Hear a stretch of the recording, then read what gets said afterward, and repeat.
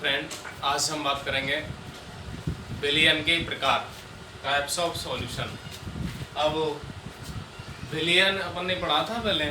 विलियन होता क्या है? दो या दो से अधिक समान पदार्थों का समांगी मिश्रण क्या कहलाता है? विलियन। अब विलियन के प्रकार में पहला किस पे आता है? पहला आधार क्या होता है? विलेय की मात्रा के आधार पर। क्या कह रहे हैं अपन? विलेय की मात्रा के आधार पर। अब इसमें कौन सा होता है? पहला एक होता है तनु विलयन, दूसरा होता है सांद्र विलयन, तीसरा होता है संतृप्त विलयन, चौथा होता है असंतृप्त विलयन और पांचवा होता है अति संतृप्त विलयन। कितने हैं? 5। इसको अपन कहते हैं डाइल्यूट सॉल्यूशन, इसको अपन कहते हैं कंसंट्रेट सॉल्यूशन, इसको अपन कहते हैं सैचुरेटेड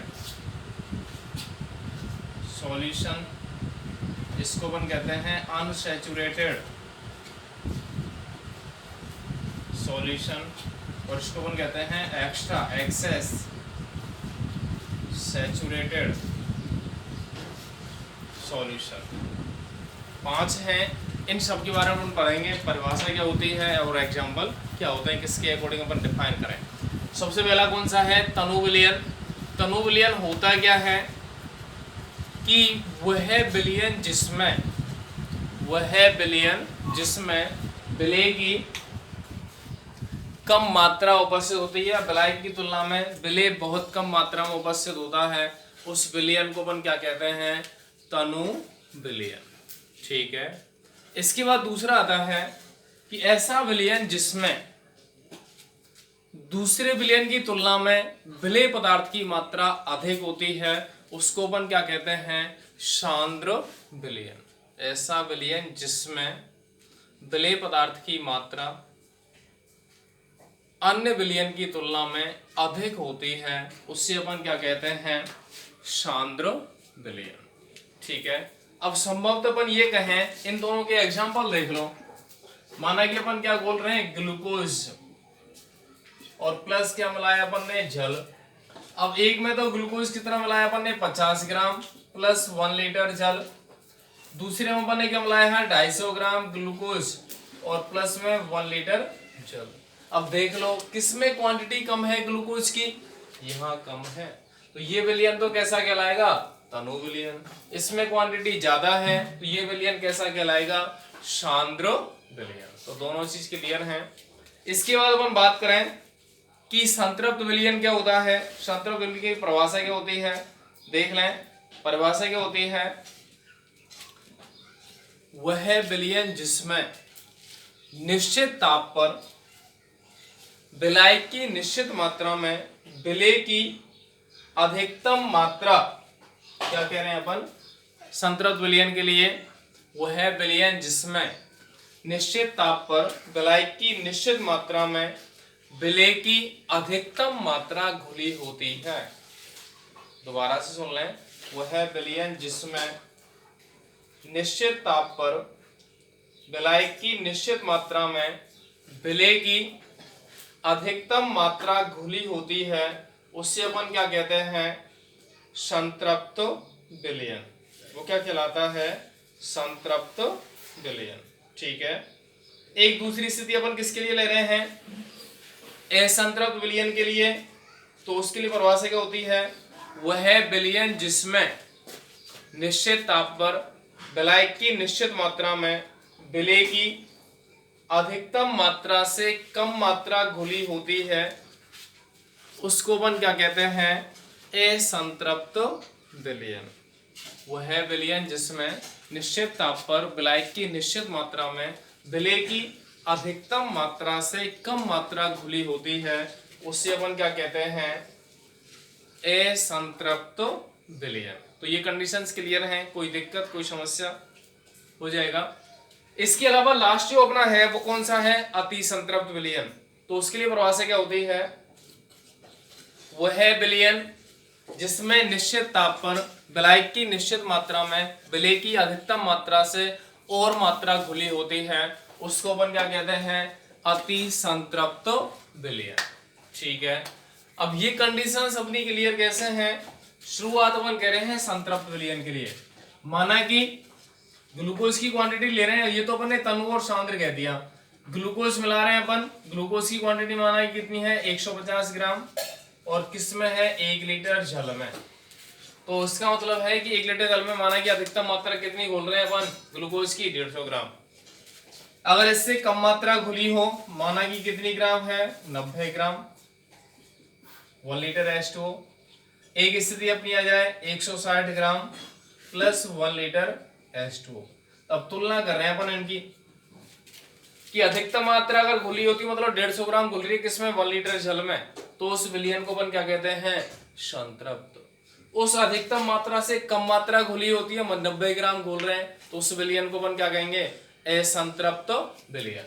और अधिकतम मात्रा से भी अधिक मात्रा घुली होती है, उसको अपन कहते हैं अति संतृप्त विलयन। ये जो विलयन है, अति संतृप्त जो विलयन है, वो अनस्टेबल होता है, अस्थायी होता है। तो कुछ टाइम के लिए तो ऐसा लगता है कि अपने वो घुल गया, लेकिन कुछ टाइम के बाद क्या होगा, उसमें से वो विलयन केवल संतृप्त स्थिति में ही रहता है। मतलब अधिक जो अमाउंट है ना ग्लूकोज की, वो वहां से पृथक हो जाएगी, केवल कितनी मात्रा घुली रह जाएगी, 150 ग्राम, किसमें 1 लीटर जल में। मतलब 10 ग्राम क्वांटिटी को वो अलग से निकाल देगा, उसकी सतह पर हट जाएगा। तो उसको अपन कहते हैं कि ये जो विलयन है वो कैसा होता है, अस्थायी। तो विलय की मात्रा के आधार पर विलयन कितने हो गए, 5, तनु विलयन, सांद्र विलयन, संतृप्त विलयन, असंतृप्त विलयन और अति संतृप्त विलयन। ठीक, दूसरा आता है बी वाला पॉइंट। बी पॉइंट में अपन बात करेंगे किसके बारे में,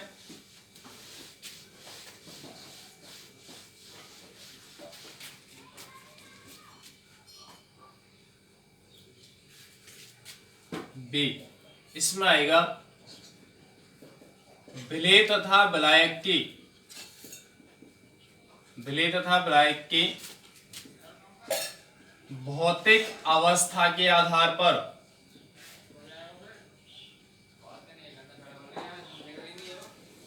विलय तथा विलायक की भौतिक अवस्था के आधार पर। अब हमें ये पता है कि जो विलयन होता है उसमें 2 घटक होते हैं। विलयन जो होता है उसमें कौन कौन से घटक हैं, 2।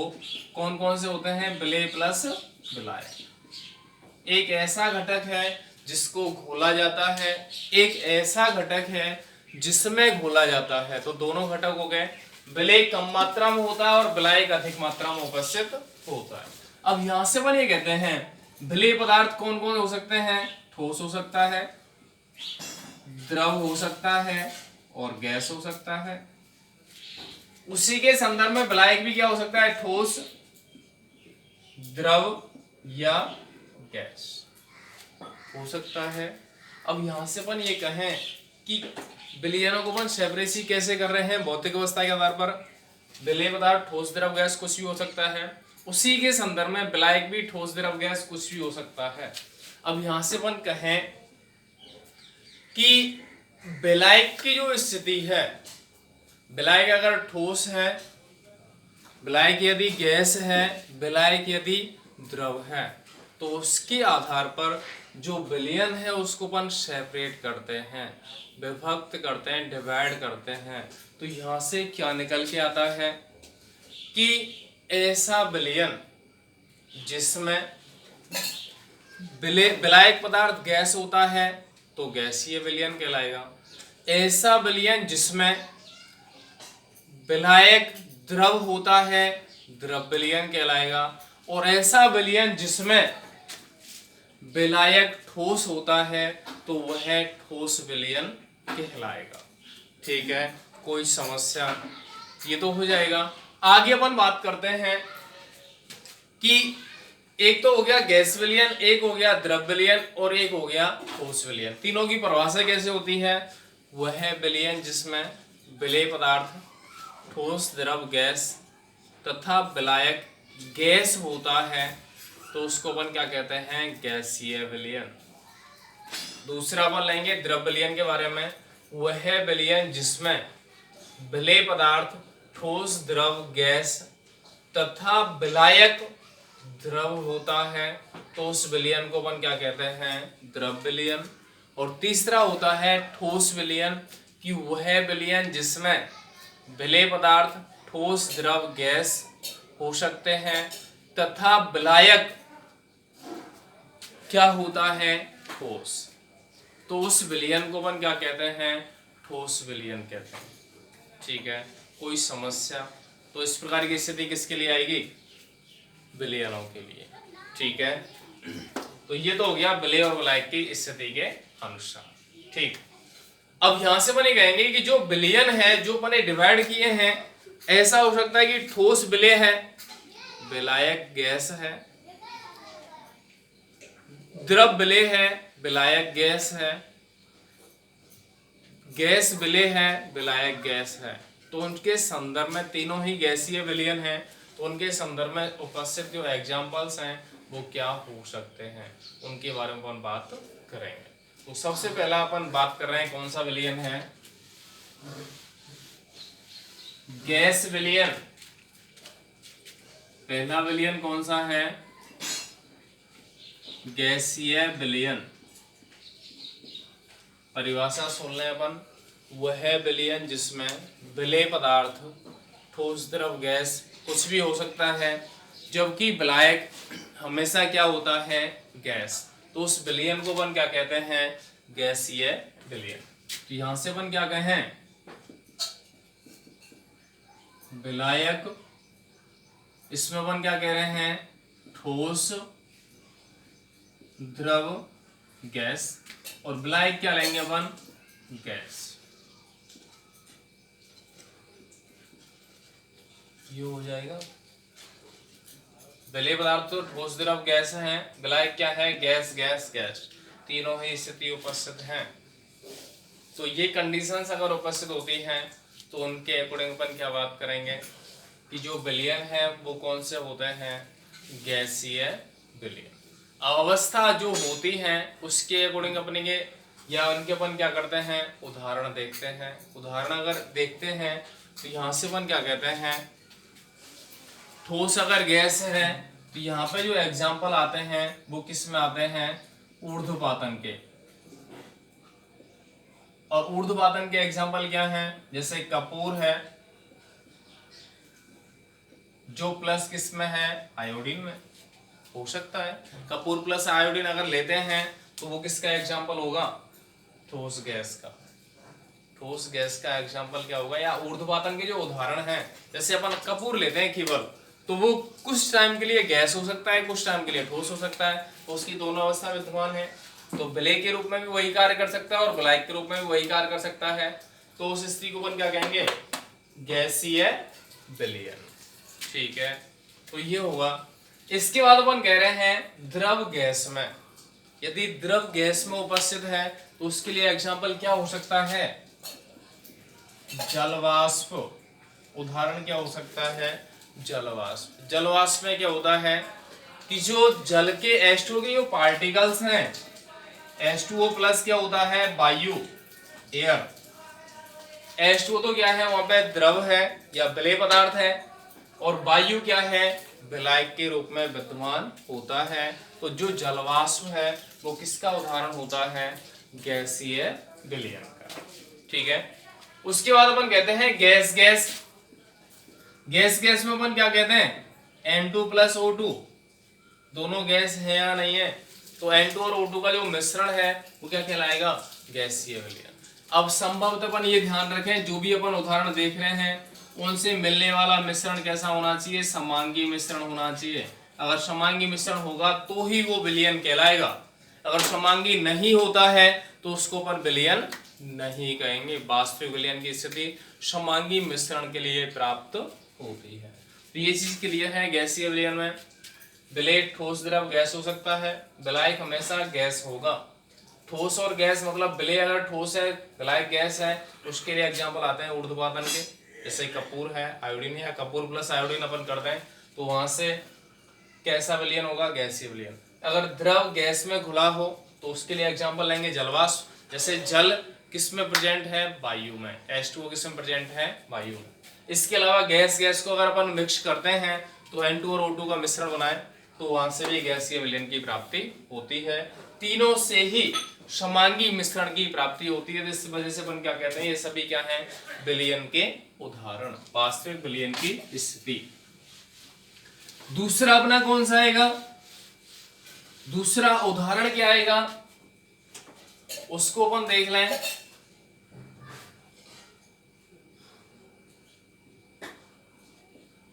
द्रव विलयन, दूसरा उदाहरण क्या आएगा, द्रव विलयन, विलेय प्लस विलायक, विलेय प्लस विलायक है। विलेय के रूप में क्या हो सकता है, ठोस, द्रव, गैस। विलायक के रूप में हमेशा क्या होगा, द्रव, द्रव ही होगा।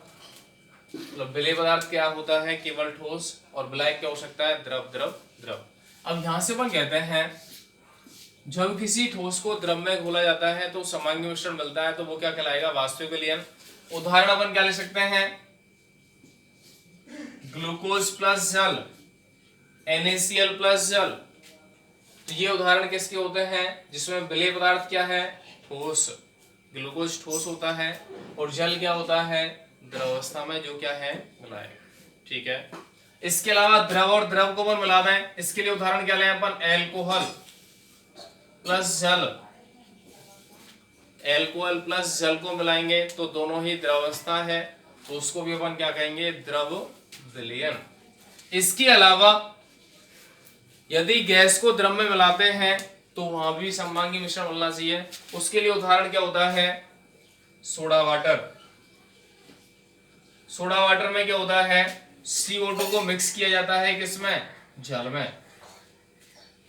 CO2 को अधिक दाब पर जल में मिक्स करते हैं तो सोडा वाटर की प्राप्ति होती है। जैसे कोल्ड ड्रिंक्स में जो गैस उत्पन्न होती है वो कौन सी होती है, CO2 गैस निष्कासित तो होती है। तो ये तीनों ही उदाहरण किसके हैं, द्रव विलयन के, जिसमें भौतिक अवस्था या विलेय पदार्थ क्या होता है, ठोस द्रव गैस, और विलायक के रूप में हमेशा क्या होता है, द्रव, विलायक के रूप में हमेशा क्या होता है, द्रव अवस्था उपस्थित होती है। ठीक। इसके बाद अपन बात करें कौन सा आता है,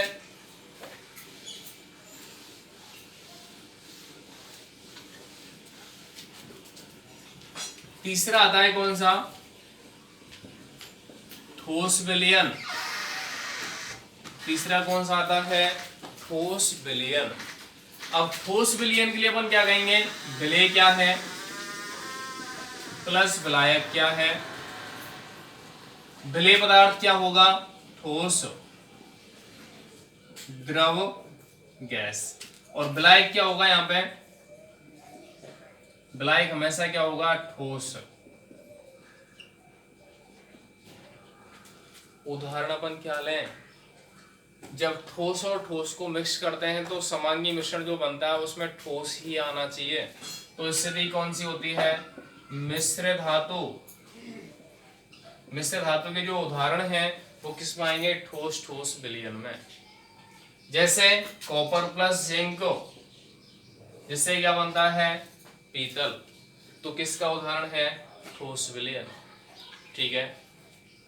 उसके अलावा द्रव और ठोस को मिक्स करते हैं तो ZnHC हो सकता है, जिसमें जिंक तो क्या होता है, ठोस, और मरकरी क्या होता है, द्रव, तो ये क्या होता है, जिंक अमलगम। तो ये स्थिति किसके लिए आती है, ठोस के लिए। एक आता है गैस ठोस। अपना एक अपन ने पढ़ा है अधिशोषण, या पैलेडियम धातु की सतह पर हाइड्रोजन का अधिशोषण हो जाए या हाइड्रोजन पैलेडियम धातु की सतह पर संचित हो जाए तो उस स्थिति में ठोस विलयन की प्राप्ति होती है, उस स्थिति में ठोस विलयन प्राप्त होता है। तो ये स्थिति आ जाएगी, विलेय और विलायक दोनों हैं, विलेय ठोस है, विलायक ठोस है, तो उदाहरण क्या आता है, मिश्र धातु। विलेय द्रव है, विलायक ठोस है, तो अमलगम या मरकरी के साथ बने वाले जो अयस्क हैं या मिश्र धातु हैं वो इसके अंतर्गत प्राप्त होते हैं। एक स्थिति आती है विलेय गैस है, विलायक ठोस है, तो दोनों को मिक्स करते तो मतलब हाइड्रोजन पैलेडियम धातु की सतह पर संचित हो जाता है, अधिशोषित हो जाता है, तो उदाहरण किसका है, ठोस विलयन।